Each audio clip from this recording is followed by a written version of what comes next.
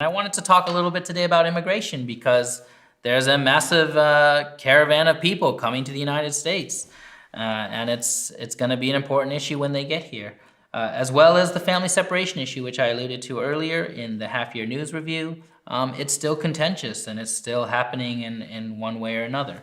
So I mentioned before that I am the self-proclaimed voice of the purple voter, and I take that title very seriously. But usually what it means is that I have positions that land almost squarely on the Republican side, and I tend to usually consider myself more conservative, but I also have opinions that are squarely on the Democrat side. And then some of my opinions are kind of, a mix of both, or, somewhere a little bit more nuanced. But sometimes I have an opinion that is outside both parties. I just think both parties are stupid. And in those situations, I realize I must have the least popular opinion. So I decided to name one of my segments after it. This is the least popular opinion, and today we're going to talk about immigration. So before I get started, I wanted to share with you a philosophy in my life that has really helped inspire me and help me to understand my place in the world. It's helped me to really put perspective on everything I do.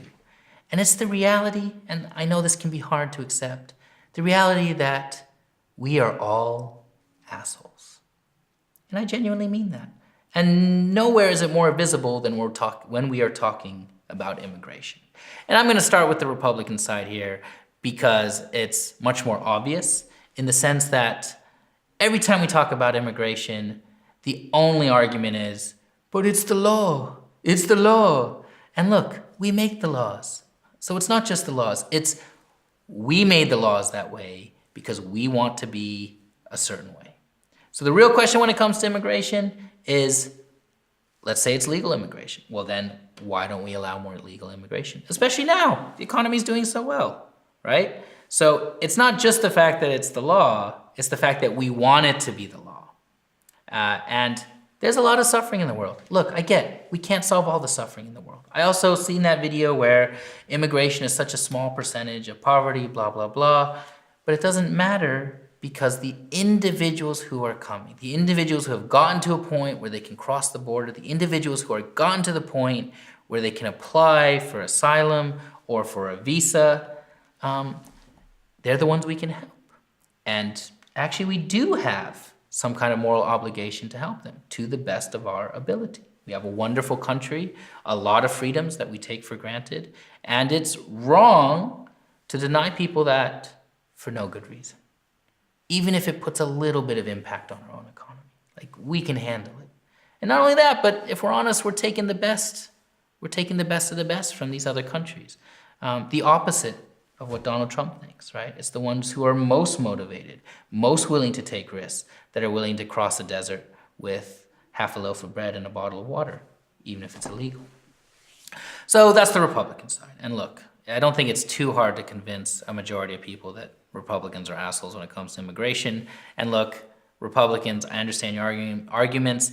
I also agree with them, but we need to do better. That's all I'm saying.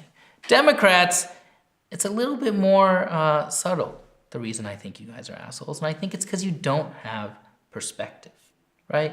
Donald Trump, in the beginning of 2017, cut the legal refugee number from 100K to 50K, right? So 50,000 people were no longer allowed to come to the United States like that. And those 50,000 people are now suffering in refugee camps where they have higher rates of sickness, death, suicide, infant mortality, and the children directly impacted by that are probably between 5 and 10K.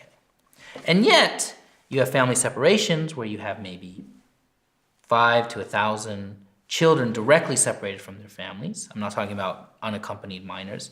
And it becomes the political issue to drive a wedge between Americans. Like, there's no perspective there. And the other reality is those children, so what, we keep them with their parents and then we deport them.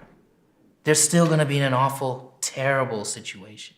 Like, it's this kind of sanctimonious, self-righteous view of the world that actually means you're not really solving the problem. You're not really understanding the scale of it or the complexity of it, and you're not addressing the issue of legality. And you're not even discussing the more important point about us reducing our legal immigration. And so you're not solving the problem, and you're only making it worse, because then you're causing a backlash. And for those of you who do, let's say, those of you who are investing your time and your money to really helping people overcome their suffering, you're not assholes. And I did not mean to include you in this. But for those who use other people's suffering for their own political gain, Democrats, or those who ignore other people's suffering because it's hard to face, Republicans, we as a country can and should do better. And that is my view on immigration. And if that bothers you, or if you think I'm being the asshole, I agree. I am just a random asshole on the internet. And that is the least popular opinion.